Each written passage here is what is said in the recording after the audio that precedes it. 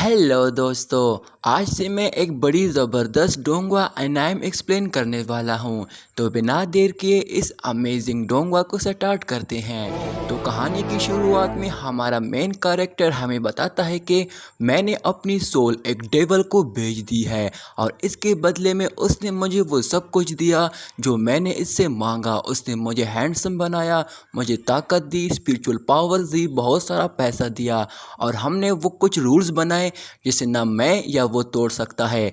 लेकिन मुझे पता है एक दिन मैं इस पूरी दुनिया को अपने हाथों से डिस्ट्रॉय करूंगा, सब कुछ मेरे पैरों की नीचे होगा।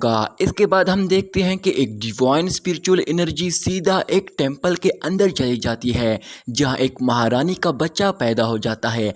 असल में दोस्तों इस डिवाइन स्पिरिचुअल एनर्जी में एक टाइम ट्रेवल बंदी की सोल थी जो कि सीधा उस बच्चे में चली गई है, जिसके साथ ही अब हमें कुछ सालों का बाद का सीन दिखाया जाता है जहां हम देखते हैं कि एक किंग एक बहुत बड़ी जंग जीतने के बाद वो किंग अपने आर्मी के साथ वापस अपने किंगडम में पहुंच जाता है जहां इस सिटी के सभी लोग इन्हें देखने आए हुए होते हैं। सभी लोग बहुत ही खुश थे क्योंकि उनका किंग जंग जीत कर आ रहा होता है। तभी एक ओल्ड मैन एक आदमी से कहता है कि पीछे हट जा, मैं रोलिंग फैमिली से हूँ। जिसके साथ ही वो किंग के पास जाकर उसे ग्रीट करते हुए कहता है कि महाराज मुबारक हो, आपने एक बहुत बड़ी जंग जीत ली। जिस पर वो किंग उसे पूछता है कि यहाँ घर में हालात कैसे हैं और महारानी कैसी है। जिस पर वो ओल्ड मैन जवाब देता है कि सब ठीक है, आपका बेटा भी अब काफ़ी बड़ा हो गया है और वो अब 3 साल का है। जिस पर किंग काफ़ी खुश हो जाता है। पर तभी वो ओल्ड मैन उसे चुपके से कहता है कि महाराज यंग मास्टर ने 3 साल से एक बार भी कुछ भी नहीं बोला है, हर वक्त सारा दिन रोता रहता है। सभी लोग यही कहते हैं कि ये यंग मास्टर एक निकम्मा बच्चा होगा। तभी यहाँ पे ये सीन चेंज हो जाता है जहां हमें एक रात का सीन दिखाया जाता है जहां वो यंग मास्टर तूफानी बारिश में बाहर खड़ा होता है। सभी लोग यंग मास्टर को ढूंढ रहे होते हैं। दोस्तों इस बच्चे का नाम दूवी होता है पर हम इसे टियान कहेंगे। टियान गुस्से के साथ आसमान की तरफ देख रहा होता है जिस पर वो खुद से कहता है कि मुझे इस अजीब सी दुनिया में नहीं होना चाहिए था। जिस पर वो गॉड से गुस्से के साथ कहता है मुझे यहाँ क्यों भेजा। पर तभी उसकी माँ उसे देख लेती है जहाँ उसकी आंखों के सामने टियान पे थंडर बोल्ट लाइटिंग स्ट्राइक का अटैक हो जाता है। इसे देखकर तुरंत ही उसकी माँ उसके पास आ जाती है पर टियान वहीं बेहोश होकर जाता है क्योंकि लाइटिंग स्ट्राइक भी बेकार हो गया। मैंने टाइम ट्रेवल का नॉवल जो पढ़ा है उसमें सारा कुछ झूठ और गलत है। मेरे पूरी जिस्म में मुझे काफ़ी दर्द महसूस हो रही है। इसके साथ ही वो थोड़ी सी अपनी आंखें खोलता है और एक मादी का नाम लेता है। इसे देखकर एक पल के लिए उसकी माँ उसके लिए काफ़ी खुश हो जाती है पर वो और कुछ नहीं बोलता। अगले दिन महारानी वह उस पर्सन को अपने कमरे में बुलाती है जहां वो पर्सन उसे बताता है कि मैडम मेरा नाम मादी है। उस आदमी से काफ़ी गंदी स्मेल आ रही होती है। जिस पर महारानी उस लड़की से कहती है कि क्या सच में इसका नाम मादी है। जिस पर लड़की उसे बताती है कि हाँ जी महारानी, हमारे इस सर्वेंट का नाम मादी है। जिस पर महारानी उस लड़के से कहती है कि मेरे बच्चे ने सोते वक्त तुम्हारा नाम लिया था पर मैं ये नहीं जानती कि उसने सिर्फ तुम्हारा ही नाम क्यों लिया, या फिर शायद हो सकता है कि हमारे डिवाइन क्लेन के गॉडेस की लाइट की वजह से हुआ है। इसलिए आज के बाद तुम यहाँ के दूसरे काम नहीं करोगे और इसके बदले यंग मास्टर की हिफाजत करोगे। ये सुनकर वो पर्सन कुछ भी नहीं बोलता। जिस पर वो लड़की गुस्से के साथ उसे कहती है कि तुम महारानी को थैंक यू क्यों नहीं बोल रहे। पर तभी टियान उठ जाता है और कहता है यहाँ इतनी गंदी स्मेल क्यों आ रही है। जिस पर तुरंत ही महारानी उसे चिपक जाती है क्योंकि टियान ने पहली बार कुछ बोला है। जिस वजह से वो काफ़ी ज़्यादा खुश हो जाती है और वो खुशी के मारे उस सर्वेंट को 1000 गोल्ड कोइंस इनाम में देने का कहती है। अब दोस्तों ये सब वो ओल्ड मैन रास्ते में ये सब किंग को बता रहा था। जिस पर वो किंग से कहता है कि महाराज तब से यंग मास्टर बोलने लगा है। इसके बाद किंग जब अपने टेम्पल पहुंचता है तो वो सबसे पहले अपनी फैमिली के साथ उस बच्चे को देखता है और अपने मासूम बच्चे को अपने सामने देखकर काफ़ी शौक हो जाता है। वहीं वहीं टियान भी उसे देखकर खुद से कहता है कि मैंने इस आदमी को पिछले 3 साल से नहीं देखा। वहीं किंग उसे देखकर समझ जाता है कि यह बच्चा 3 साल का तो बिल्कुल भी नहीं लग रहा है, जिस पर वो तुरंत ही उठकर टियान का हाथ पकड़कर अपनी स्पिरिचुअल एनर्जी से उसे चेक करता है। ये देखकर टियान खुद से कहता है कि ऐसी स्पिरिचुअल पावर्स तो सिर्फ उन नाइट के पास होती है जिनकी फाइटिंग स्पिरिट लेवल 3 या इससे ज्यादा हो। वहीं किंग जब चेक करता है तो उसे पता चलता है कि इसकी सोल पावर्स तो काफी वीक है, जो मैंने सोचा था शायद ऐसा नहीं है। जिस पर वो उसे कहता है कि बच्चे, लू लिन फैमिली में तुम इनहेरिटनेस नहीं कर सकते हो। लिन फैमिली ने अपना ये एम्पायर मार्शल आर्ट की वजह से बनाया है, इस वजह से तुम्हें पहले एक मैजिशियन बनना होगा।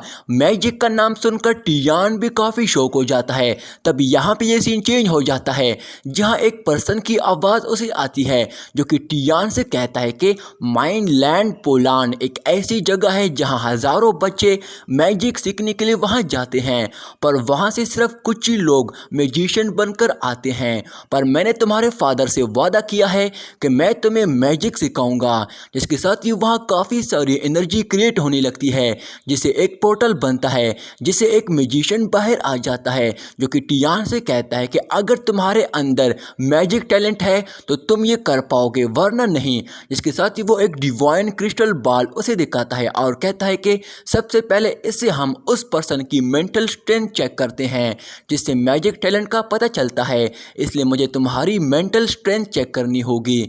सभी मैजिशियन अपने मेडिटेशन की मदद से ही मैजिकल एलिमेंट्स को समझ पाते हैं। जिस पर टियान उसे कहता है कि तुम्हारा मतलब हम मेंटल पावर से दूसरे एलिमेंट से अपने लिए मैजिकल स्पिरिचुअल पावर्स को क्रिएट कर सकते हैं।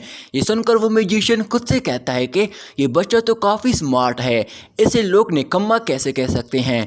जिस पर वो टियान से कहता है कि इस डिवाइन क्रिस्टल बॉल को अपने हाथ में पकड़ो और जितना हो सके वो सब कुछ अपने जज्बात या अपने ख्यालों से जो कुछ हो सके वो क्रिएट कर। ये सुनकर टियान अपने मन में कुछ सोचने लगता है। तभी उसे ऐसा करते हुए देखकर उस मैजिशियन को लगता है कि इससे कुछ नहीं हो पाएगा, और जैसे ही वहां से जाने लगता है कि तभी टियान काफी एनर्जी की ऑरा रिलीज करने लगता है, जिसे देखकर वो हैरान होते हुए कहता है कि ये तो काफी पावरफुल स्पिरिचुअल पावर्स है। इसके साथ ही टियान अब खुद को एक खाली जगह पर पाता है, और जैसे ही वहां की फोग खत्म होती है वो एक मेन बाजार में खड़ा होता है। इसके बाद दोबारा फोग आती है, और जैसे वो दोबारा फोग खत्म होती है वो एक फ्यूचर सिटी में होता है। इसके बाद वो दोबारा से 19 सेंचुरी में आ जाता है, जिसके बाद वो दोबारा से फ्यूचर सिटी को देखता है, जहाँ एक पर्सन उसे महसूस कर लेता है। असल में दोस्तों यही वो पर्सन है जिसकी सोल टियान की बॉडी में है। इसके बाद टियान तुरंत ही उस रात वाली जगह पर आ जाता है जिस रात उस पर लाइटिंग अटैक हुआ था। जिसके बाद हमारा ये वाला सीन वापस वहीं आ जाता है जहां टियान ने उस डिवाइन क्रिस्टल बॉल पकड़ी थी। वो मैजिशियन उसे देखकर उसे कहता है कि बच्चे, तुमने मुझे पूरी तरह हैरान कर दिया। तुमने अपनी मेंटल पावर्स को बहुत ही अच्छी तरीके से इस्तेमाल करते हुए ट्रेवल किया है, और तुम्हें पता भी है एक मामूली इंसान से डबल तुम्हारी मेंटल स्ट्रेंथ है। इसे देखकर टियान खुद से कहता है कि डबल इसलिए है क्योंकि मेरे पास 2 अलग जिंदगी की स्पिरिचुअल पावर्स है। जिस पर वो उस मैजिशियन से कहता है तो क्या अब मैं मैजिक सीखने के लिए क्वालिफाई कर चुका हूँ, क्योंकि अब तो मुझे बस इन चीज़ों में ही ज़्यादा इंटरेस्ट है। जिस पर वो मैजिशियन उसे कहता है कि परेशान ना हो बच्चे, मैं तुम्हारी मैजिक स्ट्रेंथ दोबारा ज़रूर चेक करूँगा। जिसके साथ ही वो दोनों वापस अपने कमरे में आ जाते हैं जहाँ किंग उनका बाहर इंतज़ार कर रहा होता है। वो मैजिशियन उस किंग से कहता है कि मुझे माफ़ करना, पर आपके बच्चे में कोई मैजिक टैलेंट नहीं है, बल्कि उसके पास तो लाजवाब मेंटल पावर्स है। तभी टियान खुद से कहता है कि पता नहीं जुआनजी, जूफेन और ग्वार्क में से कौन सा मैजिकल एलिमेंट्स हैं, पर ये इसको कैसे महसूस कर लेता है। तभी वो मैजिशियन किंग से कहता है कि मैं 36 साल से एक मैजिशियन हूँ, मैंने वो किसी और में नहीं देखा जो तुम्हारे बच्चे में मैंने देखा। जिसके साथ ही वो वहाँ अपनी मैजिकल पावर्स की मदद से तुरंत ही वहाँ से टेलीपोर्ट हो जाता है। तभी किंग अपने बेटे के पास जाकर उसे कहता है कि उसने तुम जैसा एक गोट आज तक कोई भी नहीं देखा है, तुम एक बेकार जीनियस कैसे हो सकते हो? तुम मेरे लिए एक लकी बेटे हो, पर मुझे तुमसे जो चाहिए था वो तुम्हारे अंदर क्यों नहीं है। इसके साथ ही वो वहाँ से चला जाता है। तभी टियान को एक मैजिकल बुक के बारे में ख्याल आता है, जिस पर वो तुरंत ही एक एंशिएंट मैजिकल बुक को पढ़ने लगता है। और ऐसे ही वो वहाँ की सभी एंशिएंट बुक को पढ़ते पढ़ते टियान 16 साल का हो जाता है और वो काफ़ी ज़्यादा नॉलेज हासिल कर लेता है। इसके बाद अब हमें प्रेजेंट का सीन दिखाया जाता है, जहाँ हम देखते हैं कि मादी और बाकी सभी कुछ सोल्जर्स अपने यंग मास्टर को वापस अपने गांव लेके जा रहे होते हैं, जिस बात से मादी बिल्कुल भी खुश नहीं था। वहीं टियान को अपने फादर की तरफ से हुक्म हुआ था उसे खुद को प्रूव करने के लिए गांव के सभी बुरे लोगों को ख़त्म करना होगा, ताकि उसे यकीन हो जाए कि टियान अब किंग बनने के काबिल हो चुका है। जब टियान वहाँ से जाने लगता है, उसका छोटा भाई उसके लिए परेशान दिखाई दे रहा होता है, जिस पर वो अपने भाई से कहता है कि तुम घबराओ मत, यहाँ रहकर अपनी माँ की हिफाजत करो।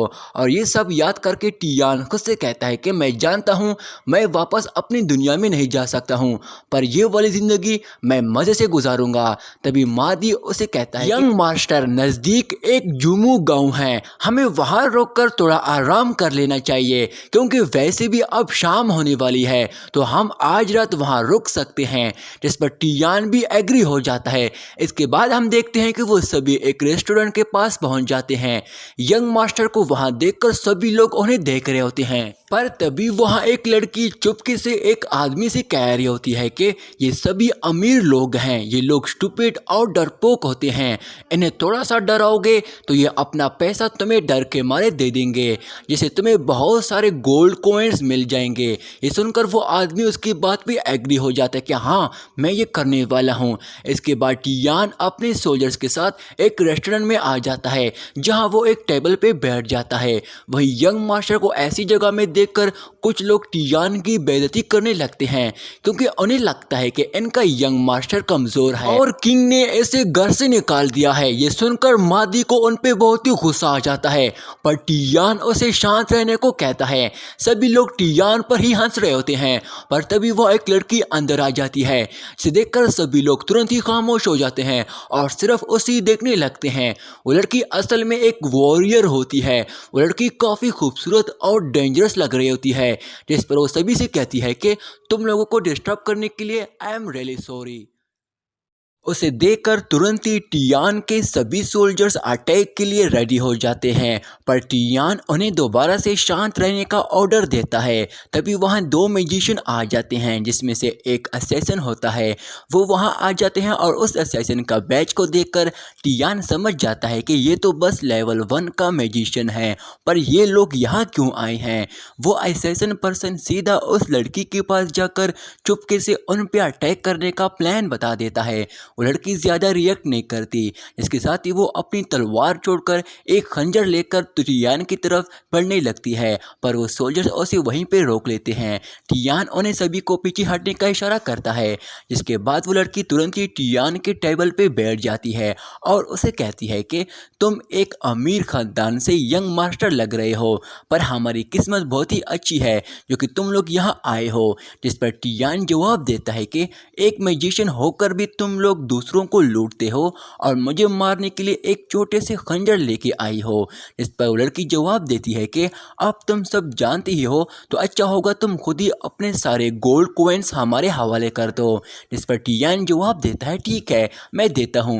जिसे सुनकर वो दोनों काफ़ी खुश हो जाते हैं, पर टियान अपना खाली हाथ उसे दिखाता है। ये देखकर वो लड़की गुस्से के साथ कहती है तुम मेरा मजाक बना रहे हो। जिस पर टियान उसे जवाब देता है कि मैंने ऐसा तो नहीं कहा, तुम काफ़ी खूबसूरत लड़की हो, अगर तुम मेरे साथ डांस करती हो तो शायद मैं तुम्हें कुछ सिल्वर कॉइन्स दे दूं। ये सुनकर वो लड़की तुरंत ही गुस्से के साथ उस पर अटैक करना शुरू कर देती है, जिसे रोकने के लिए सभी सोल्जर्स उससे फाइट करने लगते हैं। उस लड़की की स्वॉर्ड अटैकिंग स्किल काफ़ी ज़बरदस्त होती है, जिस वजह से वो अपनी मार्शल आर्ट टेक्निक की स्किल की वजह से बड़ी आसानी से उन सभी सोल्जर्स को मार रही होती है। यह देखकर मादी तुरंत ही बाकी सोल्जर्स को बुलाता है, जिसे दूसरा मैजिशियन उनसे फाइट करते हुए रोकने लगता है और वो अपने एक ही अटैक से 3 सोल्जर्स को एक साथ मार देता है। पर तभी टियान का घोड़ा उसे एक लात मार के दूर फेंक देता है, जिससे वो दोबारा उठने की भी हिम्मत नहीं कर पाता।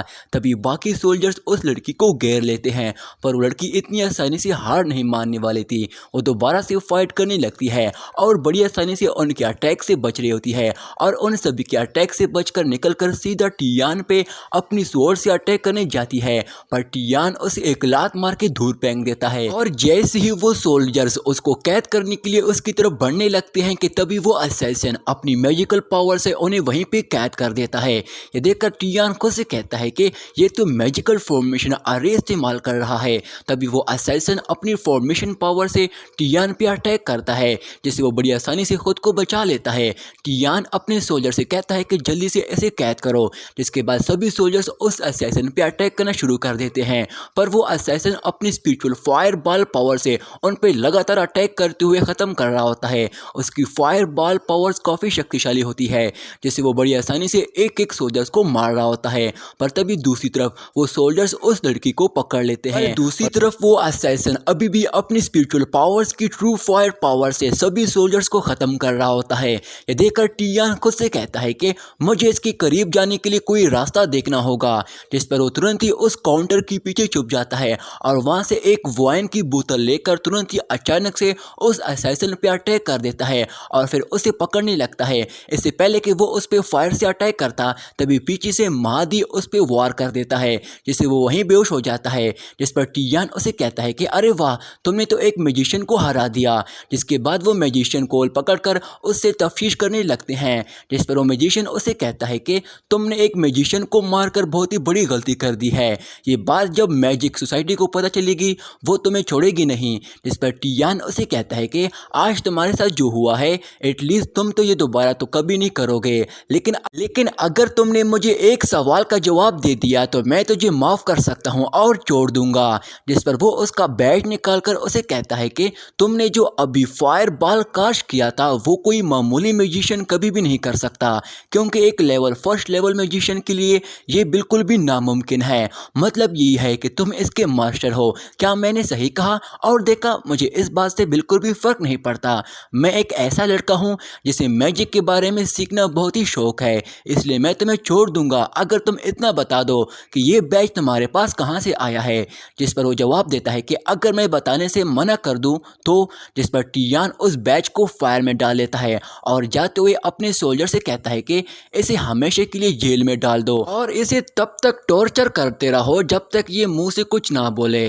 तभी मादी टियान से कहता है यंग मास्टर वो तैयार है। जिसे देखकर टियान खुद से कहता है कि मादी इतना अजीब क्यों बिहेव कर रहा है, पर वो ये बात अभी के लिए इग्नोर करते हुए उस लड़की के पास आ जाता है जिसे मादी ने बांध लिया होता है। तभी वो लड़की टियान को देखकर खुद से कहती है कि ये लड़का थोड़ा क्यूट और दिल से अच्छा लग रहा है। अगर मैं इसके सामने मासूम लड़की बनकर नाटक करूंगी तो ये पिघल जाएगा और मुझे छोड़ देगा। जिस पर वो रोमांस मूड में टियान से कहती है कि प्लीज़ मुझे छोड़ दो।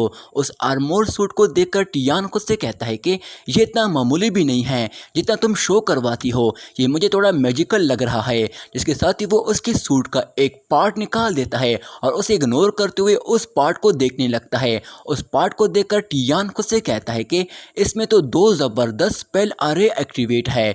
तभी वो लड़की उसे कहती है कि तुम आखिर क्या करना चाहते हो, तुम एक डेवल से कम नहीं लग रहे मुझे। जिस पर टियान उसे कहता है कि अगर तुम उस वक्त मेरी बात मान लेती तो इस वक्त हम दोनों एक बेड में होते, लेकिन ऐसा नहीं हुआ तो अब मुझे अपना काम करने दो। जिसके साथ ही वो उस लड़की का सूट देखने लगता है। उस लड़की को उस पर बहुत ही काफ़ी ज़्यादा गुस्सा आ रहा होता है, पर तभी वो खुद को संभाल लेती है और उसे कहती है कि अगर तुम्हें मेरे ये वाले पार्ट्स चाहिए तो ले सकते हो, मुझे इसका और इस्तेमाल नहीं करना और मुझे छोड़ दो। जिस पर टियान उसे कहता है कि फिर तो मुझे तुम्हारे ये क्रूज़बो और सोर्ड भी चाहिए। ये सुनकर लड़की उसे कहती है कि तुम तो बहुत ही लालची इंसान हो। जिस पर टियान उसे कहता है कि इन तीनों में जो पैटर्न्स बने हुए हैं वो मैजिकल पैटर्न्स हैं, जिसमें ताकत और ड्यूरेबिलिटी काफ़ी ज़्यादा है।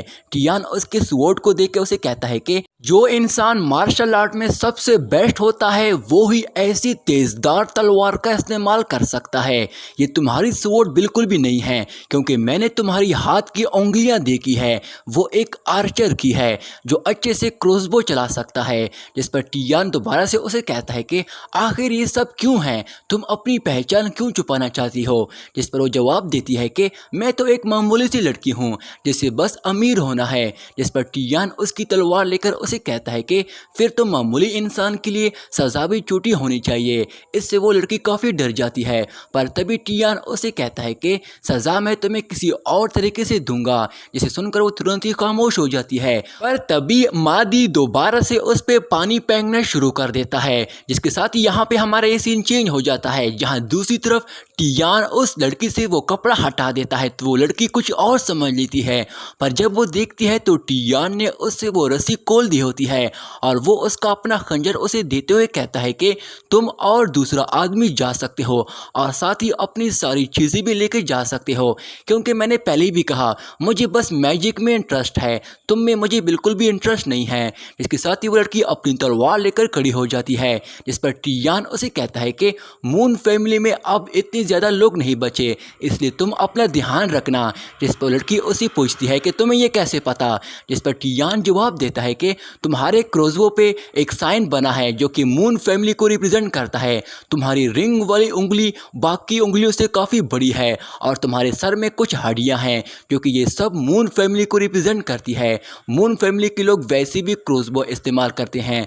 तुम एक अच्छी फैमिली से बिलोंग करती हो, इसलिए मुझे तुम्हारी इज्जत करनी चाहिए। जिसे सुनकर उस लड़के को अपना पास्ट याद आ जाता है, जहाँ सभी लोग उसका मजाक बना रहे होते हैं और उसको एक लूज़र कह रहे होते हैं।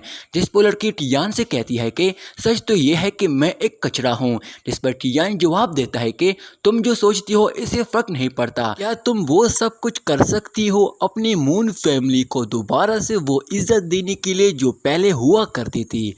अगर तुम इसके लिए तैयार हो तो एक अकेले लड़की के लिए तो ये बिल्कुल भी नामुमकिन है।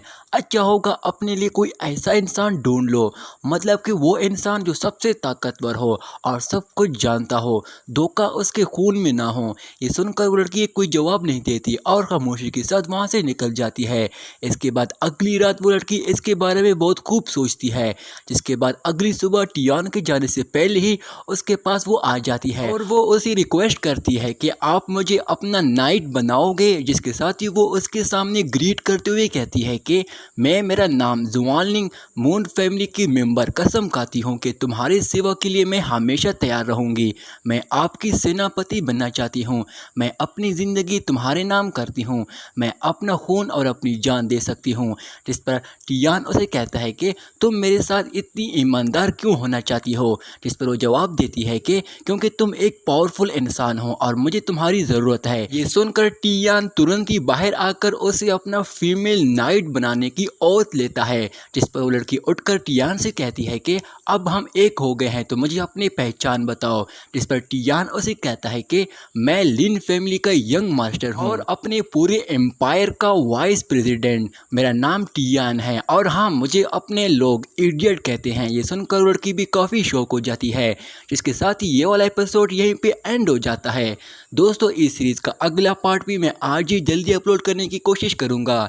तब तक के लिए मेरे इस चैनल को सब्सक्राइब करके इस वीडियो को लाइक कर देना। शुक्रिया।